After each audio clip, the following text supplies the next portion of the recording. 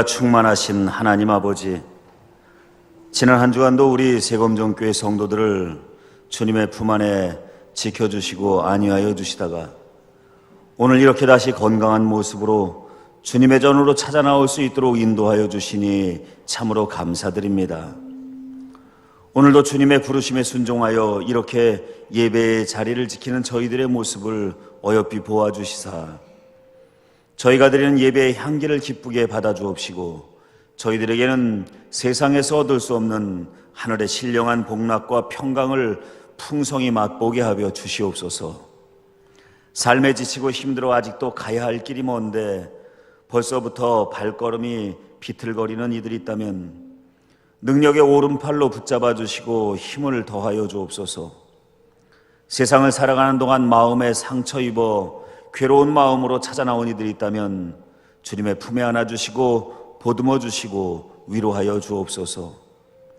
또한 육신에 병이 들어 아프고 두려움에 사로잡힌 이들이 있다면 치유의 손길로 어루만져 주시사 회복의 은총을 허락하여 주시옵소서. 예배를 위하여 보이지 않는 곳에서 늘 헌신하는 손길들과 아름다운 찬양으로 영광 올려드린 찬양대 위에도 은총을 더하여 주시사 주님이 주시는 참 기쁨과 행복을 저들의 삶 가운데 맛보게 하여 주시옵소서. 이 시간도 부족한 종이 주님의 말씀을 붙잡고 단에 섰습니다. 성령께서 감화하여 주시고 감동하여 주시사 전하는 자와 듣는 자가 함께 은혜 받는 복된 시간 되게 하여 주옵소서. 예수님의 이름으로 기도 올리옵나이다. 아멘. 탈무드에 이런 이야기가 나옵니다. 어느 마을에 가난하지만 정직하게 살아가는 미카엘이라고 하는 젊은이가 있었습니다. 하루는 이 미카엘이 안식일을 맞아서 회당에 예배드리기 위하여 가다가 길가에 떨어져 있는 가방을 하나 발견을 합니다. 보아하니 그냥 버려진 가방 같지는 않아서 그 가방을 주워서 열어보았더니 그 가방 속에 무려 200데나리온이나 들어있는 것이었습니다. 한 데나리온이 일용직 노동자 하루 품삯이니 200데나리온이면 무려 일용직 노동자가 7개월 동안 벌어야 하는 품삯에 해당되는 아주 큰 돈이었습니다. 보아하니 누군가 자신처럼 안식일 예배를 드리기 위하여 회당으로 가다가 부주의하여 분실한 것처럼 보였습니다. 그래서 미카엘은 가방의 주인을 찾아줄 요량으로 그 가방을 주워들고 회당으로 향합니다. 아니나 다를까 예배를 시작하기 전에 랍비가 이런 말을 합니다. 여러분 중에 혹시 돈이 들어있는 가방을 주워 보관하고 계신 분들이 있다면 예배 후 저의 집무실로 오셔서 주인에게 돌려주시기 바랍니다. 그러면 주인이 가방 안에 들어있는 금액의 절반을 후사하겠다고 합니다. 이 말을 들은 미카엘은 예배 후 기꺼운 마음으로 자신이 주운 가방을 들고 랍비의 집무실로 찾아갑니다. 집무실 안에는 이미 랍비와 가방의 본래 주인으로 보이는 사람이 먼저 와서 자리를 잡고 앉아 있었습니다. 그런데 가방의 본래 주인으로 보이는 사람의 얼굴을 보니 그 마을에서 구두쇠로 소문나 있는 제이콥이라고 하는 사람이었습니다. 미카엘은 랍비 앞에 자신이 주워온 가방을 내려놓으면서 이런 말을 합니다. 예배를 드리기 위해서 회당으로 오는 길에 주운 가방입니다. 주인을 찾아주시기 바랍니다. 그러자 랍비가 그 가방을 구두쇠 제이콥 앞으로 밀어놓으면서 말합니다. 당신 것이 맞는지, 그리고 그 안에 들어있는 돈이 그대로 있는지 확인해 보시고 맞다면 약속대로 가방을 찾아주신 미카엘에게 절반을 드리면 되겠습니다. 제이콥은 급히 가방을 받아들어 가방 안에 있는 돈을 확인하기 시작합니다. 그러더니 랍비를 향해서 이런 말을 합니다.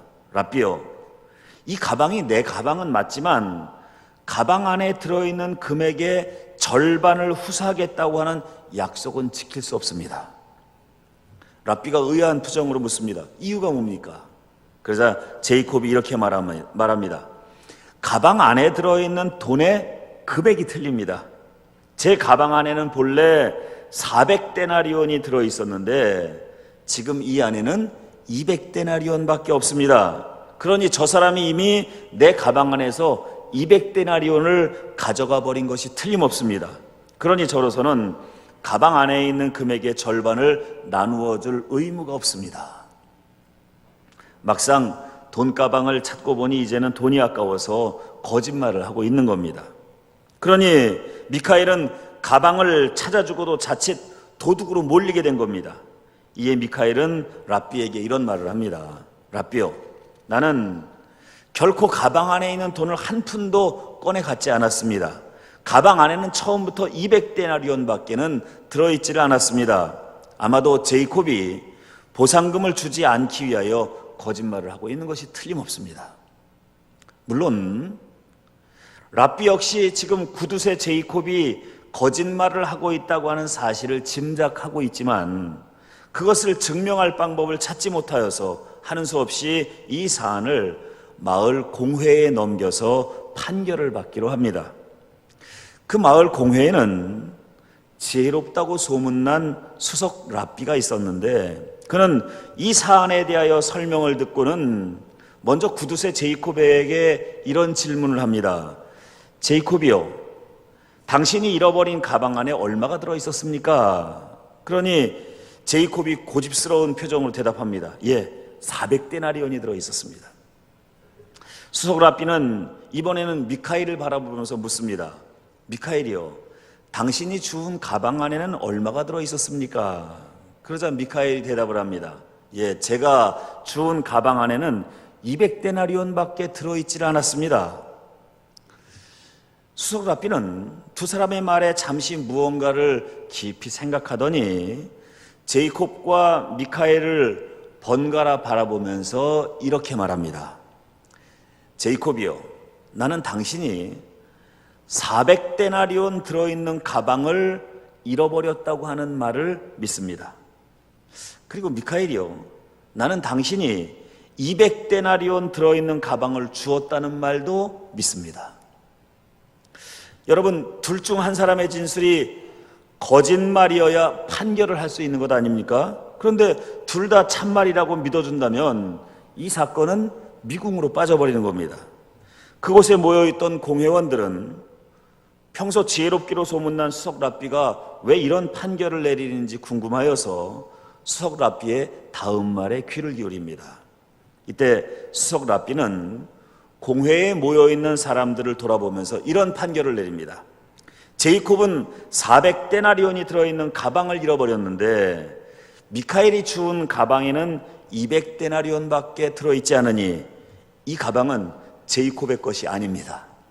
그러니 200데나리온 든 가방을 잃어버린 진짜 주인이 나타날 때까지 그 가방은 그것을 주운 미카엘이 보관하십시오 라고 판결을 내립니다.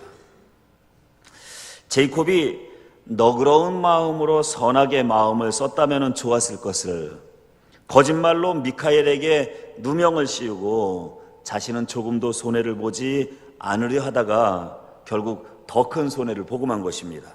자기가 뿌린 대로 거두게 된 것입니다. 17세기 과학혁명 시대를 대표하는 과학자인 아이작 뉴턴이 발견한 운동 법칙 3가지가 있습니다. 그 첫 번째가 관성의 법칙입니다. 관성의 법칙이란 외부로부터 물체에 어떤 힘이 작용하지 않는 한 그 물체는 자신의 운동 상태를 계속해서 유지하려는 성질을 가지고 있다는 겁니다. 그러니 앞으로 가는 물체는 계속 앞으로 가고자 하는 그런 성질을 가지고 있다는 겁니다. 그래서 달리던 차가 갑자기 급브레이크를 밟으면 차 안에 있는 사람의 몸이 달리던 방향으로 쏠리는 현상이 벌어지는데 이것이 바로 관성의 법칙 때문입니다. 뉴턴의 운동 법칙 2번째는 가속도의 법칙입니다. 운동하고 있는 물체에 가해지는 힘이 그 물체가 운동하는 속도에 변화를 준다는 겁니다. 즉 운동하는 물체에 가해지는 힘이 크면 클수록 그 물체의 움직이는 속도는 더 빨라지는 것이고 반대로 움직이는 물체에 가해지는 힘이 적으면 적을수록 속도가 느려지게 된다는 겁니다. 이것이 바로 가속도의 법칙입니다. 뉴턴의 운동 법칙 그 마지막 세 번째는 작용과 반작용의 법칙입니다. 어떤 물체에 힘을 가하는 것을 작용이라고 한다면 그 물체의 가한 힘만큼 나에게로 되돌아오는 것을 반작용이라고 합니다. 이 작용과 반작용의 힘은 비례합니다. 그래서 약하게 작용하면 약한 반작용이 돌아오고 강하게 작용하면 그만큼 강한 반작용이 나에게 돌아오게 됩니다. 그래서 사람이 달려서 벽에 부딪힐 때 약하게 부딪히면 충격이 덜하지만 강하게 부딪히면 그 부딪힌 사람에게도 반작용이 강하게 나타나서 튕겨 나가버리게 됩니다. 이것이 바로 작용과 반작용의 법칙입니다. 그런데 여러분, 가만히 생각해 보면은 뉴턴이 발견한 이 운동 법칙은 꼭 물체의 운동에만 적용되는 원리는 아닌 것 같습니다. 사람의 감정이나 세상 이치에도 이와 같은 원리들이 적용되지 않는가 하는 생각을 해봅니다. 예를 들면 이런 겁니다. 어떤 일을 매우 재미있게 하다가 그것을 중단하거나 끝이 나게 되면 여운이 남지 않습니까? 이 여운이라고 하는 것이야말로 감정의 관성이 아닌가 하는 생각을 해봅니다. 그러니 운동 상태를 계속 지속하려고 하는 법칙, 뉴턴의 첫 번째 법칙, 이 관성의 법칙이 사람의 감정에도 적용되는 것 아니겠습니까? 또 있습니다. 사람이 일을 할 때 잘한다 하고 칭찬을 해주면 자신감이 붙어서 더 잘하게 되고, 반대로 못한다 핀잔을 주면은 잘하던 것도 자신감이 떨어져 점점 못하게 됩니다. 그러니 물체만이 아니라 사람의 감정도 혹은 능력에도 뉴턴의 두 번째 법칙, 이 가속도의 법칙이 적용되는 것이 아닌가 하는 생각도 해보게 됩니다. 특히 뉴턴의 세 번째 법칙인 작용과 반작용의 법칙 같은 경우에는 운동하는 물체나 사람의 감정만이 아닌 하나님께서 창조하신 우주 삼라만상의 모든 것들이 이러한 섭리 가운데 운행하고 있지 않은가 하는 생각도 해봅니다.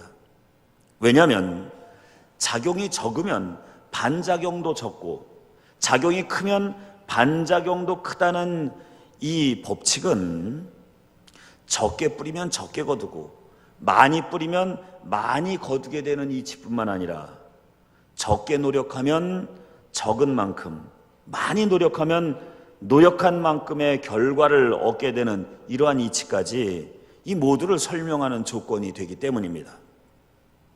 그래서 저는 뉴턴이 발견했다는 제3법칙, 즉 작용과 반작용의 법칙을 이미 하나님께서 우주 삼라만상에 만들어 놓으신 뿌린 대로 거두게 하시는 이치를 과학적으로 설명한 것이 아니겠는가 하는 생각도 해봅니다. 오늘 우리가 읽은 갈라디아서 6장 7절 이하의 말씀은 갈라디아서 전체의 결론에 해당이 되는 말씀인데, 아시다시피 갈라디아서는 바울이 기록한 서신입니다. 이 갈라디아서를 읽다 보면은 바울은 갈라디아서의 도입부인 1장 말씀에 복음에 대하여 소개를 해주고 있습니다. 그러면서 그리스도가 선포한 복음 외에 다른 복음은 없다라고 선언을 해줍니다. 그리고 본론으로 들어가서 2장, 3장, 4장으로 넘어오면은 행위로 말미암아 사람은 결코 의롭다고 인정을 받을 수 없으며 오직 그리스도로 말미암은 복음을 믿을 때 우리는 비로소 하나님 앞에 의롭다고 인정받을 수 있다고 알려줍니다. 그러면서 바울은 우리의 구원은 행위에 있는 것이 아니라 믿음으로 말미암는 것이라고 강하게 설명을 해줍니다.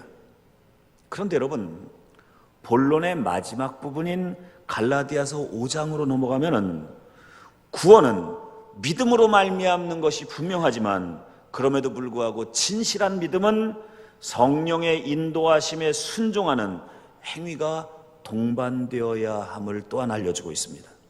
그래서 갈라디아서 5장 16절 이하의 말씀을 보면은 너희는 성령을 따라 행하라 라고 요청을 합니다.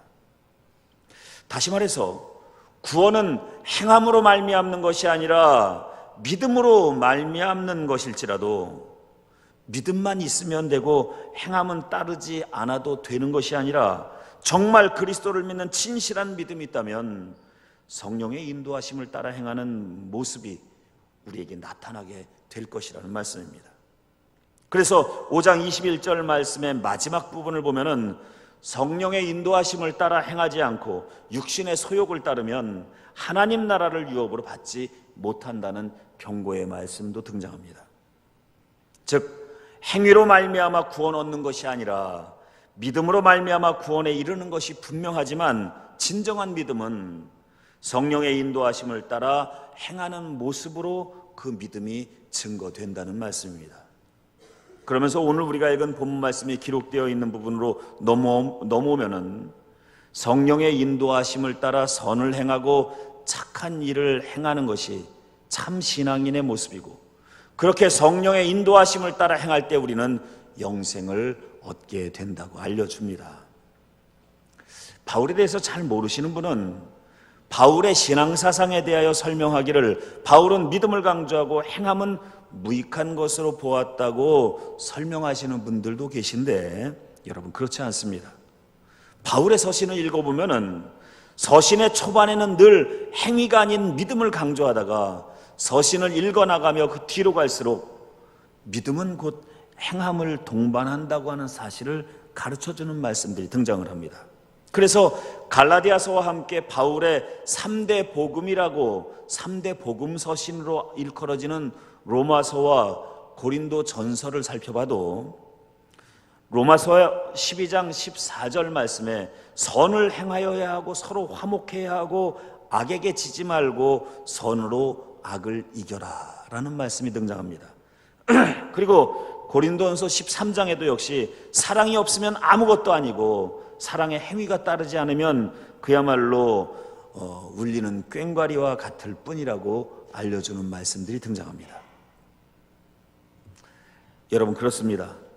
비록 행위로 구원 얻는 것이 아니라 믿음으로 구원에 이르는 것이라 할지라도 선을 행하지 않고 사랑을 실천하지 않고 성령의 인도하심에 순종하는 모습이 보여지지 않는다면 여러분 그 믿음이 어찌 진정한 믿음이라 할 수 있겠습니까?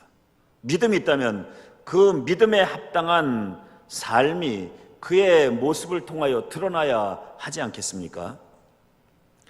우리가 주일이면 이렇게 주님의 전에 찾아나와 예배드리는 것, 믿음이 있으니 예배를 드리는 행위가 동반하는 겁니다.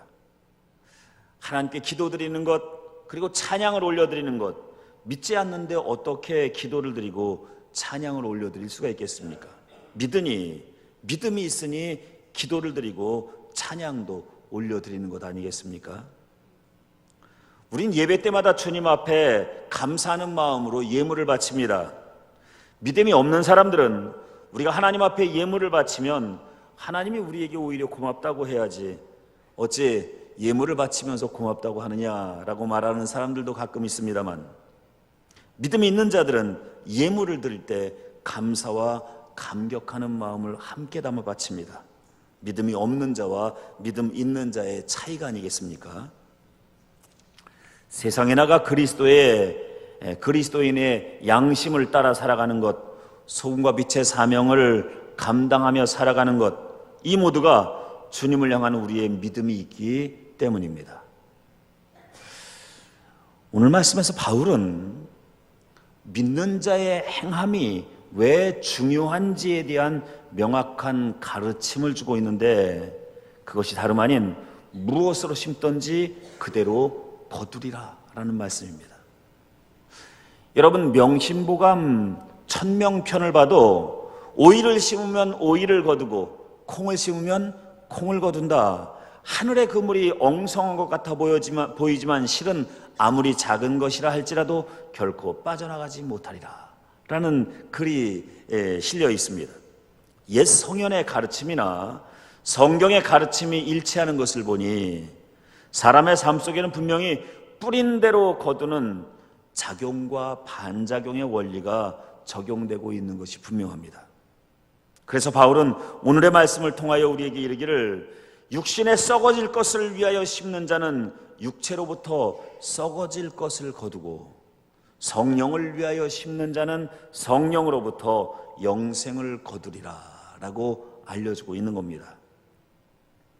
믿음이 있노라 하면서 성령의 인도하심을 따라 행하지 아니하고 세상 것, 육신의 것을 얻기 위해서 힘쓰는 자들은 그 썩어질 것을 얻을 수는 있어도 구원의 열매를 얻지는 못할 겁니다. 그러나 반대로 성령의 인도하심을 따라 행하는 자들은 결국 그 믿음이 더욱 성숙할 것이고 영생에 이르는 구원의 열매도 얻게 될 줄로 믿습니다. 뿌린 대로 거두는 겁니다. 여러분, 분명한 것은 행위가 우리의 구원을 담보하는 것 분명히 아닙니다. 믿음이 우리의 구원을 담보합니다. 그러나 여러분, 또한 분명한 것은 우리에게 믿음이 있다면 어찌 그리스도께서 명령하신 그 명령을 따라 행하는 행위가 나타나지 않을 수 있겠습니까? 그러므로 신앙인에게 나타나는 행위는 그야말로 그 사람의 믿음의 분량이 어떠한지를 드러내어주는 증거가 아닐 수가 없습니다. 혹시 악한 사람이 악한 일을 하여 크게 성공을 하고 선한 사람이 선한 일을 하여 크게 손해를 당하는 모습을 보게 되더라도 그로 인하여 심은 대로 거두게 하시는 하나님의 말씀을 의심하지 마시기 바랍니다. 오늘 말씀 9절에도 보니 우리가 선을 행하되 낙심하지 말지니 포기하지 아니하면 때가 이름에 거두리라 라는 말씀이 기록되어 있는 것을 보게 됩니다. 여러분, 그렇습니다. 악을 행하는 자가 악을 행하며 승리를 취할 때 그 순간 회심의 미소를 지었을지 모르지만 때가 이르면, 하나님의 때가 이르면 반드시 그 악한 일의 결과로 말미암아 심판의 열매를 눈물로 거두게 될 겁니다. 반면에 선을 행한 자는 선을 행하는 동안 혹 손해를 보는 일이 생기고 속상한 일이 생길지 몰라도 때가 이르면 반드시 그 선을 행한 결과로 축복과 기쁨의 열매를 거두게 될 줄로 믿습니다. 사랑하는 세검정교회 성도 여러분, 우리는 어느새 2018년 9월을 지나고 있습니다. 한 해를 4개월씩 상반기, 중반기, 하반기로 나누면 9월부터는 한 해의 하반기에 접어드는 것 아니겠습니까? 바라기는 올해의 남은 기간을 지나시는 동안에 하나님의 말씀과 성령의 인도하심에 순종하여 주님의 뜻을 준행하기 위하여 늘 노력하심으로 올해를 마무리할 때쯤이면 이 땅에서는 기쁨과 희락의 열매, 하늘에는 구원과 영생의 열매를 풍성히 예비하시는 저와 여러분 모두가 되시기를 주님의 이름으로 간절히 축원합니다. 기도하시겠습니다.